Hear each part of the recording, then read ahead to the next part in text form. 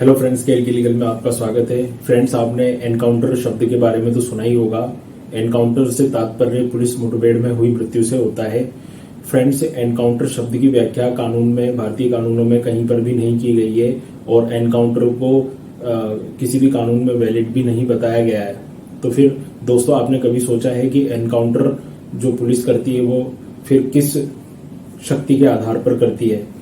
तो फ्रेंड्स, जो पुलिस जो है हमेशा निम्न सेक्शंस का सहारा लेती है, जिसमें 96 ऑफ आईपीसी, जिसमें बताया गया है कि निजी प्रति रक्षा के अंदर अगर कोई अपराध किया गया है तो अपराध नहीं होगा। दूसरा जो है सेक्शन 100 ऑफ आईपीसी, जिसमें बताया गया है कि यदि कोई व्यक्ति सामने वाले व्यक्ति के ऊपर इस आशय से प्रहार करता है कि वह सामने वाले की हत्या कर देगा और सामने वाले को लग जाता है कि अब मैं मरने वाला हूं, तो वह अपनी प्रतिरक्षा में सामने वाले की भी हत्या कारित कर सकता है। तीसरा जो पुलिस सहारा लेती है वह आईपीसी के सेक्शन 300 के अपवाद नंबर 3 का लेती है, जिसमें की गई हत्या जो है वह अपराध नहीं होगी। इसके अतिरिक्त जो सबसे ज्यादा यूज में लिया जाने वाला सेक्शन है वह सीआरपीसी का सेक्शन 46 है, जिसका भी सहारा पुलिस लेती है, जिसमें बताया गया है कि यदि कोई कैपिटल पनिशमेंट या लाइफ इम्प्रिजनमेंट अर्थात मृत्युदंड या आजीवन कारावास की सजा भुगत रहा कोई अपराधी है और वह भाग निकलता है, तो उसको पकड़ने के लिए पुलिस जो है वह आवश्यक साधनों का प्रयोग कर सकती है। उसके अंतर्गत भी दोस्तों ये नहीं बताया गया है कि पुलिस जो है वो अपराधी को मार ही देगी।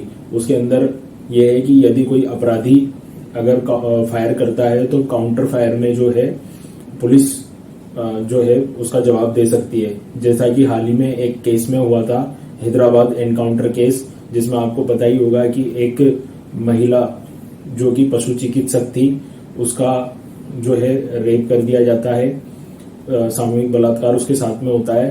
बाद में जो है हैदराबाद जो पुलिस है उन लोगों का एनकाउंटर कर देती है और आपने उस समय पर न्यूज पढ़ी होगी कि उन लोगों ने पुलिस के ऊपर फायर किया था, तो काउंटर फायर में हैदराबाद पुलिस को उन्हें मारना पड़ा।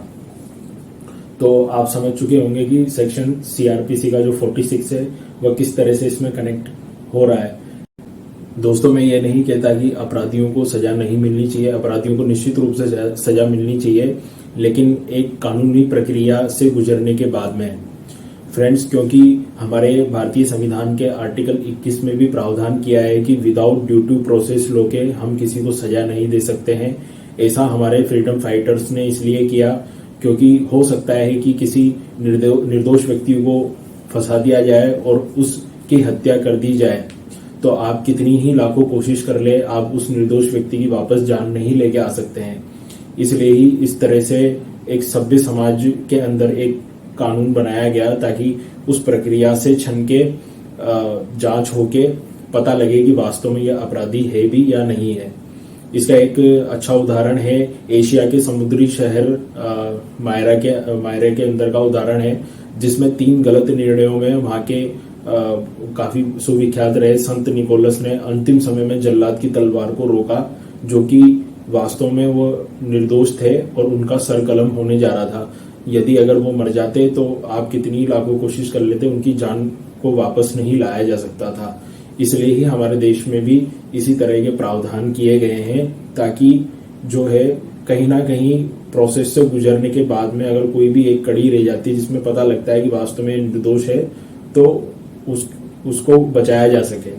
और अपराधी जो हैं उनको निश्चित रूप से सजा मिलनी चाहिए और उनको एक डर भी होना चाहिए ताकि वह अपराधों को करने से विरत रहें।